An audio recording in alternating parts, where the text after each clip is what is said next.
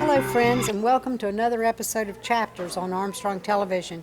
Chapters is a show that profiles authors, editors, and publishers in West Virginia, Ohio, and Kentucky. And I'm your host, Carter Seaton, and it's great to be with you. Today, our guest, Today our guest is Cicero Fain, Dr. Cicero Fain III. He is the author of Black Huntington, an Appalachian Story. And he's a third-generation Black Huntingtonian. He attended Marshall for 3 years before he got his BA degree from the University of Hawaii. He received his MED from George Mason University, and he garnered a Carter G. Woodson Fellowship from Marshall and received his MA and his PhD in history from the Ohio State University. In conjunction with his studies, he taught at Marshall from 2004 to 2011. He's published a number of articles in scholarly journals on the African American history in West Virginia and Central Appalachia. His first book, Black Huntington, an Appalachian Story, was published by the University of Illinois Press in May of 2019. And his current book project expands on the recently published Ohio Valley history article on the Buffalo soldier, deserter, and criminal, a man named Charles Ringo. And I can't wait to hear what that is. He is currently a professor of history at the College of Southern Maryland, and we welcome you so much for being here today. Thank you for having me. Thank you for having me. Your book was just absolutely fascinating to me. As a native of Huntington and having grown up here in the 50s and 60s, it's amazing what I didn't know about the black community. Sure. So what inspired you to write this book? I can distill it down most simply to what I call front porch stories. Uh-huh. You know, just listening on the front porch to family, friends, neighbors, sharing stories about their own personal histories or the community's history, and just slowly but surely having that information, those discrete conversations, slowly but surely seep into the brain. Mm-hmm. And when I left Huntington in 1980 to pursue a career path, because I became a historian late in life. I did not think that I was going to become a historian in 1980. But through various life changes, I found myself becoming a teacher, and then had this opportunity to get the Carter G. Woodson Fellowship. And then you got to figure out, well, what the heck are you going to write your dissertation on? Mm-hmm. And it just slowly but surely coalesced into, well, I'm going to do it on Black Huntington, And so all those stories that I had kind of shoved away became more vital. Mm-hmm. And then, of course, I had to go out and do the work. I had to go out and do the research and find the people. And you know this, it's one thing to have a great idea, it's another thing to bring it to fruition. And so my advisor at the time at Ohio State, Dr. Stephanie Shaw, she was on board and supportive. And I think I knew intuitively that there was enough around to build a narrative. I just didn't know where I was going to find it. Mm-hmm. And so then you begin scouring as many places as you can and talking to as many people as you can. And since I'm from the community, I was trusted, and that played a big role. Mm-hmm. Not only in Huntington, but also kind of my family name was kind of known as well. So, I knew folks, or the folks knew of me and the family in Burlington, mm-hmm. or Ironton, mm-hmm. or South Point, and all those helped out. Even Gallup Police to some extent. Mm-hmm. So And yet it took you 8 years to do the research. Well, yeah. I mean, it's not a. Is that mostly what the struggle was to get it, or was the struggle to stop the research and sit down and write it? I think it's a combination of the two. I mean, it's a hard thing researching the black experience and black circumstance of the slave era. Number one, in any situation, Right. but certainly in this region. And then it was just hard. I mean, again, they were out there. The discrete pieces of it were out there, but no one had gotten together and done a comprehensive research project. And so I was the first to do this. So being the trailblazer, that's always hard as well. Right. And so the research was, the writing part of it, once you have everything in line, is fairly easy. Yeah, it's a matter of how to organize Yes, it. yes. But doing the interviews, doing the research, searching through those archives and traveling, to various places within the region, that's a task. Oh, yeah. And finding funding for that. And at the same time, trying to be a family man and trying to teach at Marshall. It was not an easy Right. task. Right. But I had support. I had a village. I had belief. And so it eventually came together. That's good. Yeah. You see the listing of people who I've acknowledged. Right. There were a bunch of people who believed in me and the project. That's good. So So you start with the story of a woman named Mary Lacey, who was a slave on the Green Bottom plantation. Why did you decide to start there? because I think she embodies the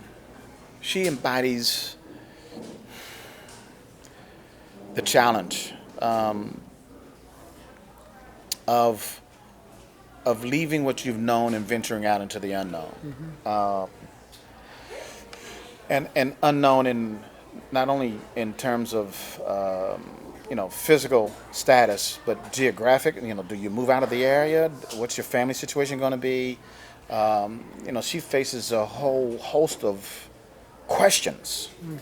And she's been a slave for 30 years. And what does it mean to be free if you've never been free? What does that mean? How do you actually conceptualize and actualize what freedom is? And because it's not just about the freeing of the shackles, the freeing of the mental, physical shackles. It's about choices that you've got to make now, and those choices don't come without consequences, without contemplation.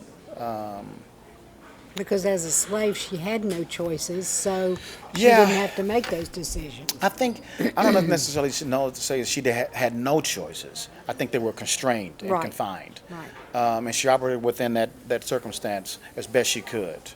But once you're free, now the question becomes, how do I make money? How do I feed my children? How do I feed myself? Where do I live? Those are some profound questions in this transitional period, in the immediate aftermath of the Civil War. And so I thought that was just a good place to start. Right. So So you're a third generation Huntingtonian, Black Huntingtonian.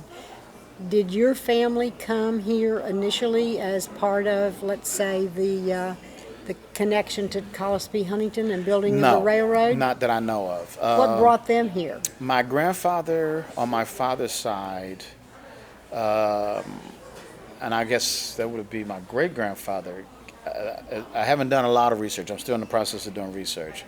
Cicero is a slave name. So at some point in time, my grandfather, I think maybe his great-uncle, was a slave named Cicero. And so as far as I know, the family, we're still trying to, determine whether the folks came from Georgia or whether the folks came from Kentucky. But they did not come affiliated with the railroad. I see. Yeah. Okay. So, Well, tell us a little bit about that movement and how those people did come, and how important it was that Cosby Huntington chose Huntington. sure, there would be. I mean, I don't think there's any question. I don't know if there'd be a Huntington without Right. Cosby. And there might not have been part of a black community without him I don't as think well. so. I mean, and not only that, there wouldn't be black communities that existed along the C&O Railroad Yes. as well. I mean, it is incredibly, it is foundational to what West Virginia is known for. It's coal, it's industrialization. Even you're opening up the New River Valley. Tourism wasn't necessarily the big thing, but even today we can say, if you don't open up that valley, you're not going to have what we have today. So unquestionably, Cosby Huntington's vision is an important part of the story. I tend to concentrate more on the laborers that did the work, that sacrifice. Right, from him. Yes. Yeah. And in fact, I have really in my research, I didn't find really, Huntington's imprint in any real concrete way in the day-to-day operations. He's the Right. he's the financier, he's the visionary. He's got other folks to do that kind of day-to-day operational work. But to me, I think that's the great untold story. That, to me, is what I think is critical to foreground, is that folks came from difficult situations. They contributed mightily to building up of this railroad, under arduous, backbreaking conditions, managed by former Civil War, Confederate leaders, which must have been a challenging environment. But they endured, and they sacrificed, and they worked hard, and it led to opening up the New River Valley and the construction of the railroad, and then the opening up of the bituminous coal fields and so forth and so on. So do you think West Virginia, or Huntington in particular, had a unique combination of factors that drew the black community? I think so. Just What else would they have been besides that work opportunity? having the right to vote, having the right to the franchise, even if it didn't really appreciably change the political dynamic, you still at least had the opportunity to exercise it without the fear of Jim Crow laws in the South. right, or worse. Right. So, and I think so. That's one affiliated aspect of it. I think also the fact that you had really fertile ground to build a community, to build institutions, the black church, the black schools. They weren't really around. So those black migrants could say, wow, this is an opportunity here to kind of put my own imprint on this embryonic town. And so out of that circumstance, you got gainful employment, even if it was constrained. Occupationally, they weren't going to get management positions, they weren't going to get supervisory positions, but they at least got gainful employment. From there, you could stabilize your family situation, build a homestead, then you begin to construct the church, or in conjunction with that, you construct the churches and the schools. And slowly but surely, you begin to move up the economic ladder, and then you also begin to kind of move into the public space a little bit, and to construct your own social ecosystem. Right. Segregation. Huntington wasn't necessarily segregated by mandate, but it certainly was segregated. And The term you used I loved was yes, benevolent segregation. Yeah. Right. Sure. Yeah.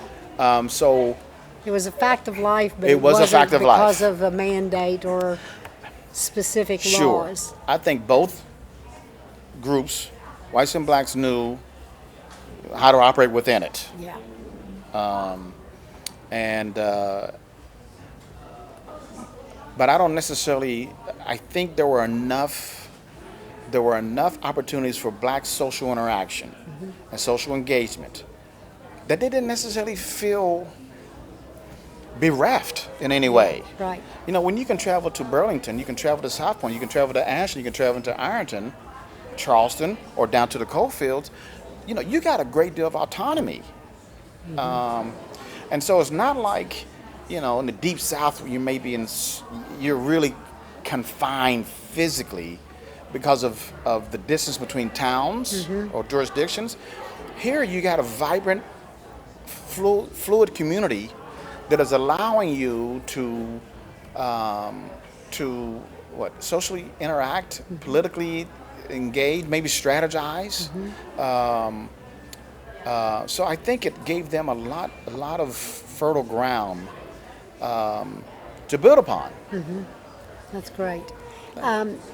You talk a little bit about the role of women in that situation where in some cases men didn't have as much opportunity to integrate into the community, but the women did. Sure.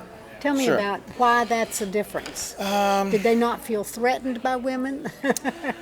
I think that's part of it. I think there were two differing tracks or pathways. I don't know to what extent, the internal dynamics of white and black female interaction and engagement. I wish I had insight, primary source material that would say certain things. I don't have it. So a lot of this is just, kind of gleaming off of the sources. But unquestionably, black women were able to operate in spaces and places that black men weren't allowed to. And at the end of the day, when black men are blocked occupationally from achieving some sense of ambition, black women were still able to utilize their own initiative and ingenuity to navigate the system, to benefit the household. And, whether they're doing laundry or other things, they contribute as best they could. And, it's a partnership, unquestionably. Right. And at that time, most white women did not work outside their homes. Right. So that's a very different mentality in the black community, that it's okay for a woman to do that sort of thing, but the white women really did not. Right. And black women were not allowed in large, they weren't getting secretarial jobs and things like that. And certainly when we get to when I get to the latter part of the book, and black women begin to go to college and achieve really some great things. That's a benefit of their parents or grandparents who have worked and sacrificed. And made best in a system that was constraining. I want to talk a little bit about the professional class.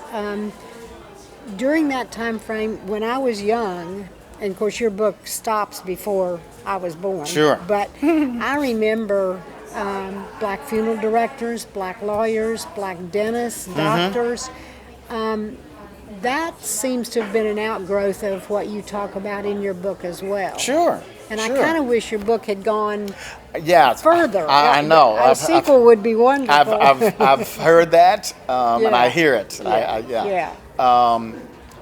I stopped at 1929 because I just had to pick some place to stop. Sure. And White versus White was the court case was a good place to stop.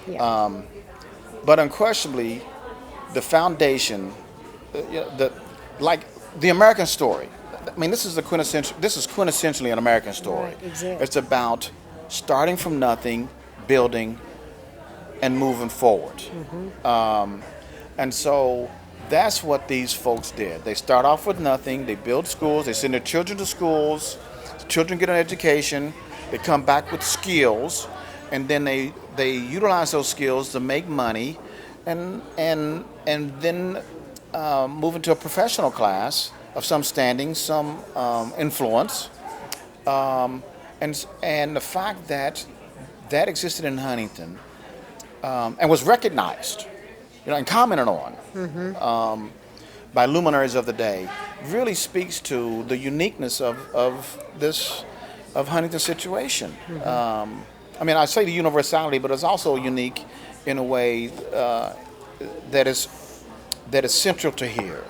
So, and I think that is a real testament to not only the fact that, the funny thing is, even though I mentioned benevolent segregation, West Virginia, in comparison to the Deep South, was progressive. Sure. And so black people realized that. The head of the state chapter of NAACP realized that. They're recruiting black people to come to the state. They're recruiting black people to come to Huntington. And so, and unquestionably, black Huntingtonians in their travels far and wide are saying, hey, look, this is a decent place to live. And certainly in comparison to the Deep South. Sure. Maybe this may be where you want to think about sitting down some roots. So, and as you can imagine, and as we know, this is also the time where Huntington's industrial manufacturing capacity explodes. Yes, right.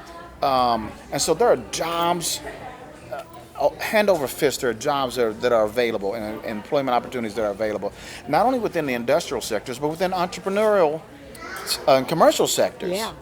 And so, I think it would have been an exciting time to actually be living in Huntington, Now, let me ask you a question. You don't cover this in the book, but when segregation ended in Huntington and schools were integrated, I've heard some black people tell me that fractured the black community. Yeah. Would you agree with that? I think to a large extent it did. I think there's some real truth to that. Not so much, well, how can I say this? The way to frame it would be, you had black teachers that were probably more credentialed than white teachers for the era.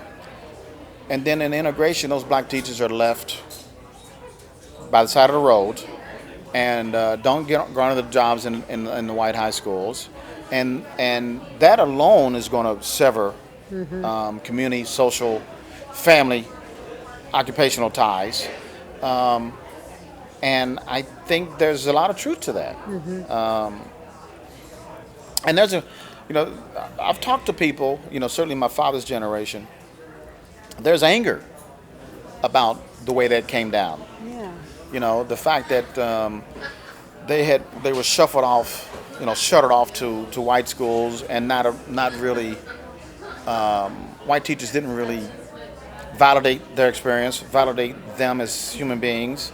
And I can imagine that, no imagining to it. I know some folks are still quite angry about that transition. What I've heard said was that when the black teachers weren't in the schools and the kids from the black community were in the white schools, they tended to get left behind, ignored, and then their education didn't progress like some of the white people's because they may have dropped out because they felt that way. Yeah. And there also used to be, when the black teachers, this was a kind of an anecdote, the black teachers lived in the community and they knew what those kids were doing after school. Sure. And the white people didn't. Sure. So if they got in trouble, there wasn't anybody around to sort of say, hey, your kid's I doing was a little bit of so-and-so. that era. I didn't, if my parents told me not to go a certain place and I went to a certain place, someone Always told. someone had reported back by the time I got home. Right. And I mean, that's the reality of the situation. I don't know. That's a big question because it also it coincides with some environmental changes, economic changes. Yeah. And unquestionably, I think trying to go back to that era in Huntington, of the era of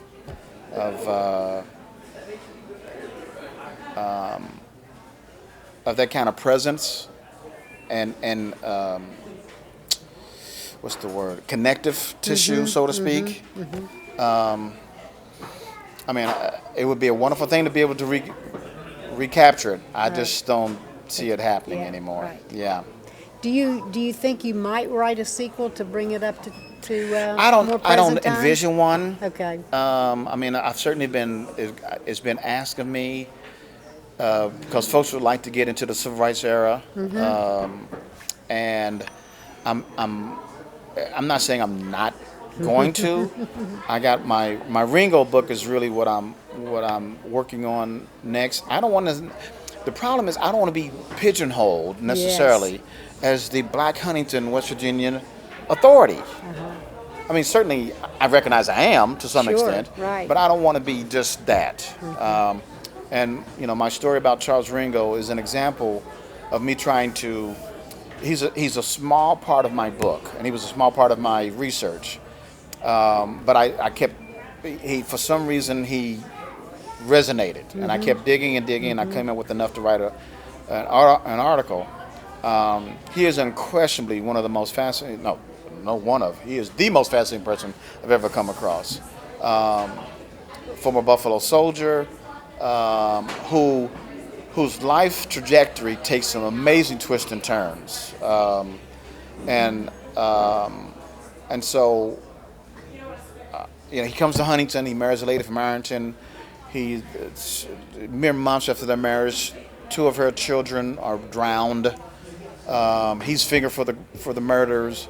Eventually, he's acquitted. He moves. He goes out west to a town south of Chicago.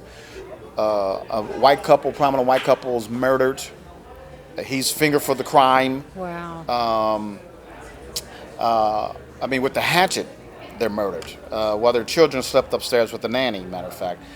Eventually, he's acquitted of that murder as well. Both sets of murders, by the way, remain unsolved to this day. And so for him to be in these places at the same time, to be acquitted, and assisted, actually, we're talking early 1900s, assisted and abetted by white authorities who come to his aid at the most providential of times. Wow. It goes against the narrative, the prevailing narrative of the Jim Crow era, in which whites are only out to take advantage of. Yeah, He goes against, his story goes against that, and so I want to kind of really tease out all the aspects of his journey.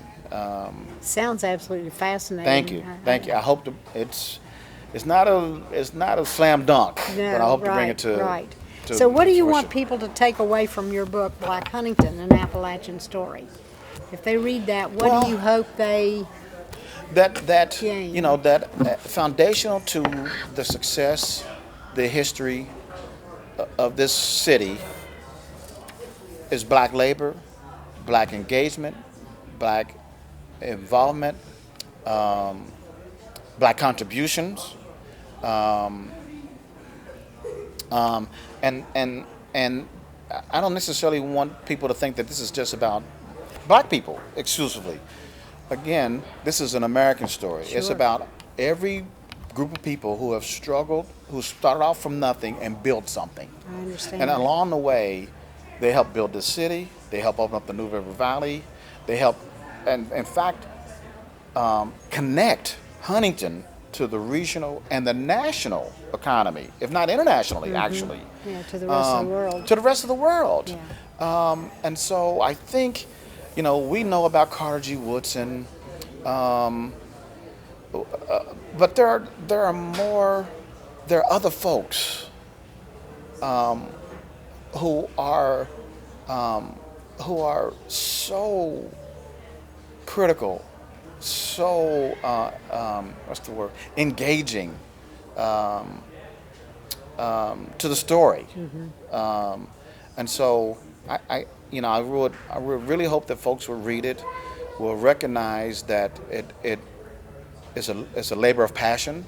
I perhaps didn't get everybody in there that I wanted to, but as an overarching narrative, I think it's a good story. Good. I do too. Thank I you. agree with that. And Thank you. you so much for being here. It's been a real pleasure and my privilege to talk with you. Thank you. And that'll do it for this chapter of chapters. Cicero Fain's books are here at the Inner Geek. If you want to come down and pick one up, and we'll be back on another chapter of chapters with another fascinating author. Thank you so much for coming, and we will be back soon. Connect with Chapters via email. Write to lp4@zoom.email. Chapters has a Facebook page at Armstrong Chapters. Like, subscribe, and follow. All chapter episodes are available on YouTube. Visit Armstrong's YouTube channel, follow Armstrong, and look for a playlist of all the Chapters programs.